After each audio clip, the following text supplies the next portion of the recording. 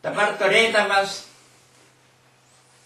galimybės, jau aš nedarbingas, jau silpstantis, viską dabar labai sunkioj būklei, stuburo išvaržas, kelienas, klubas, reikia operuoti, dvi stuburo operacijas reikia daryti, dar galva po kontuzijos yra potrauminis cerebralinis arachnoiditas, epilepsija, reiškia depresija.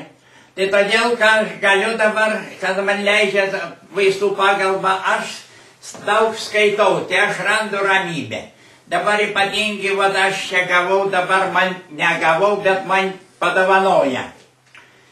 Žvalgybų intrigos Lietuvoje 94-6 metų.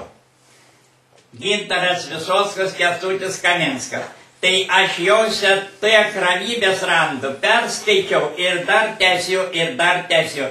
Ten tiek išaiškinta, tiek visokių negerovių, tiek aiškina, jos man tiesiog paguoda. Aš pasibraižau, atsižymiu, kur tik man kada kas nenuotaika, aš atsiverčiu ir vėl perskaitu, ir vėl va taip tiesiog, ir buvesperum, tai tiesiog čia yra išaiškina mūsų visų.